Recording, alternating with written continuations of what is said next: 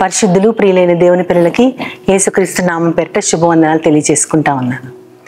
నీ సిలువలోనే కురిసింది ప్రేమ, ఏ ప్రేమ అయినా సరితూగునా.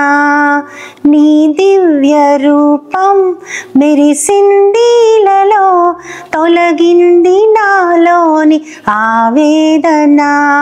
నా ప్రతి శ్వాసలో నువ్వే, ప్రతి ధ్యాసలో నువ్వే, ప్రతి మాటలో నువ్వే, ప్రతి బాటలో నువ్వే.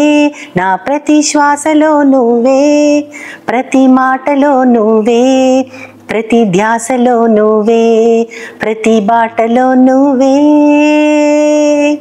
ఒకసారి నీ స్వరము వినగానే, ఓ దేవ నా మనసు నిండింది.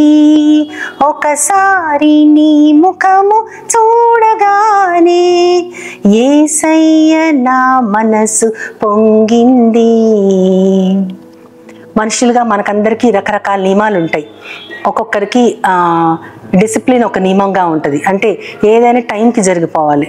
ఇంకొకరికి ఏదైనా సరే చాలా నీట్గా, క్లీన్లీనెస్ చాలా లైన్లో ఉండాలి, వాళ్ళకి చాలా క్లీన్గా నీట్గా ఉండాలి. మనుషులుగా మనకి రకరకాల నియమాలు ఉంటాయి. కానీ దైవ నియమం ఏంటో మనం ఆలోచిస్తే ఒకసారి పరిశుద్ధ గ్రంథంలో పౌలు గారు రోమీయులకు రాస్తూ 7వ అధ్యాయం 25వ వచనంలో ఆయన ప్రభువైన దేవునికి కృతజ్ఞతాస్తుతులు చెల్లిస్తూనే ఆయన ఒక మాట అంటారు. అదేంటంటే, నేను మనస్సు విషయంలో దైవ నియమానికి, శరీర విషయంలో పాప నియమానికి దాసుడినై ఉన్నాను అంటారు. అంటే మనస్సేమో దేవునికి లోబడమంటుంది, శరీరమేమో పాపం వైపు ఆకర్షించబడుతుంది. ఎంత గొప్ప భక్తుడు పౌలు గారు! ఆయన ఎంత నియమనిష్టలు కలిగి జీవితాన్ని జీవించారు. ఆయన ఎన్నో శ్రమలు పొందారు.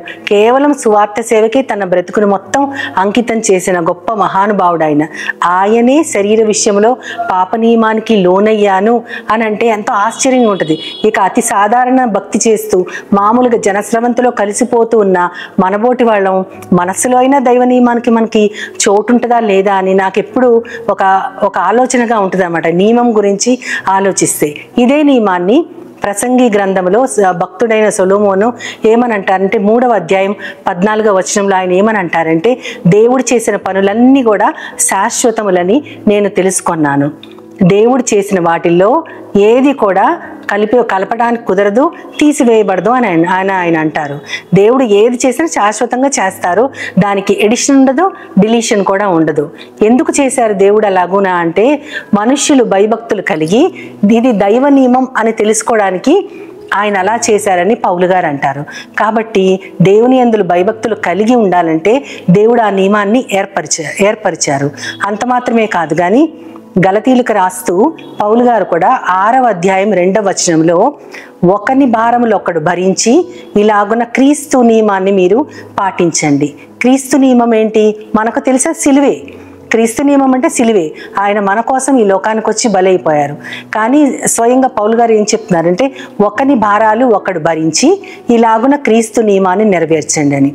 మనము కూడా ఒకరి గురించి ఒకరు ఆలోచించుకుంటూ, ఒకరి భారం భరిస్తూ, ఒకరి భారం ఇంకొకరు భరిస్తూ, వాళ్ళ గురించి ప్రార్థన చేస్తూ, ఒకరికొకరం సహాయం చేస్తూ, ఆత్మ కలిగించే ఐక్యతను, ఆ సమాధాన బంధాన్ని కాపాడుకుంటూ దేవుని నియమంలో ముందుకు సాగాలని మనస్ఫూర్తిగా దేవుని సహాయాన్ని కోరుతూ చిన్న ప్రార్థన చేసుకుందాం.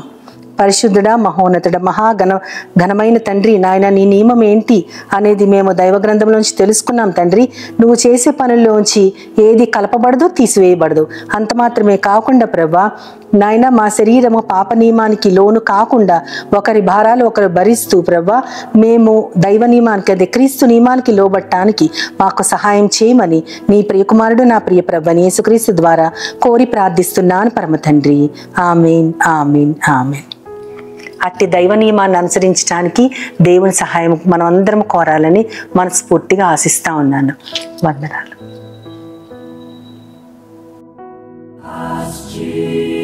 Jesus now, He's all.